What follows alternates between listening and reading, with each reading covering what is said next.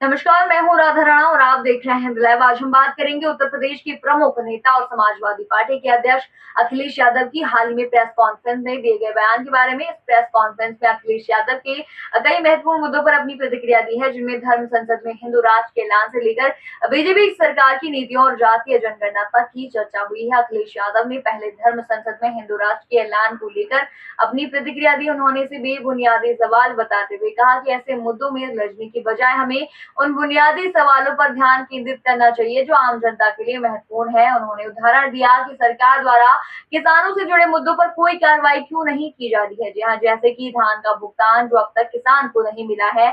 उन्होंने कहा कि इस समय भ्रष्टाचार बढ़ चुका है और सरकार इन मुद्दों पर चुप क्यों है। जी हाँ, इसके बाद अखिलेश यादव ने जातीय जनगणना के बारे में बात की और इसे पीडीए की बड़ी जीत बताया है। जी हाँ, उन्होंने कहा कि जातीय जनगणना में किसी भी प्रकार की धांधली नहीं होनी चाहिए और पीडीए परिवार को इस पर एकजुट रहकर ध्यान भी देना चाहिए। उन्होंने जोर देकर कहा कि इस बार बीजेपी की कोई चालाकी नहीं चलेगी और इस बार उत्तर प्रदेश की 403 विधानसभा सीटों पर बीजेपी की कोई भी गलत काम करने का मौका नहीं मिलेगा। अखिलेश यादव ने बीजेपी पर एक और गंभीर आरोप लगाया। उनका कहना था कि बीजेपी सरकार का उद्देश्य आपसी भाईचारे को समाप्त करना है। उन्होंने कहा कि बीजेपी किसी भी तरीके से हिंदू मुस्लिम एकता को तोड़ने की कोशिश कर रही है, जिसका ताजा उदाहरण बहराइच में सलार गाजी के मेले की अनुमति न दिए जाने का है।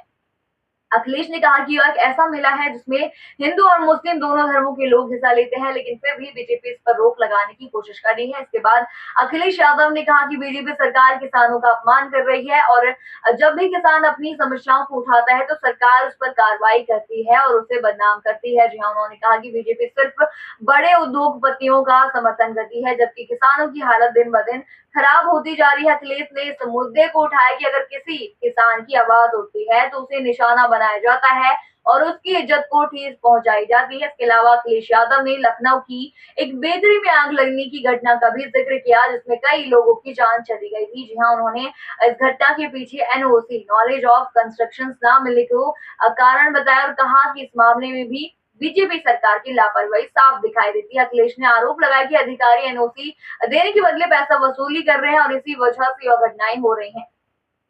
इस प्रेस कॉन्फ्रेंस में अखिलेश यादव ने समाजवादी पार्टी की नीति पर भी प्रकाश डाला। उन्होंने कहा कि उत्तर प्रदेश सरकार के खिलाफ लगातार संघर्ष जारी रहेगा और जनता के बुनियादी मुद्दों पर लगातार आवाज उठाई जाएगी। इसके साथ ही उन्होंने यह भी कहा कि इस बार समाजवादी पार्टी किसी भी तरह की धांधली को बर्दाश्त नहीं करेगी और बीजेपी को चुनाव में करारा जवाब दिया जाएगा। अखिलेश यादव के इस बयान ने उत्तर प्रदेश की राजनीति में एक नया मोड़ ला दिया है और यह सवाल उठाया है कि क्या सच में बीजेपी अपनी नीतियों के जरिए समाज में विभाजन उत्पन्न करने की कोशिश कर रही है। जैसा कि अखिलेश ने कहा है, आने वाले दिनों में ये देखना दिलचस्प होगा कि यूपी की राजनीति में इस बयान का क्या असर होता है। आप क्या सोचते हैं इनके बयान पर? हमें कमेंट सेक्शन में जरूर बताइए और बने रहिए हिंद लाइव के साथ ही चैनल को सब्सक्राइब करना ना भूलें और हमारे फेसबुक और वेबसाइट के साथ भी जरूर जुड़े।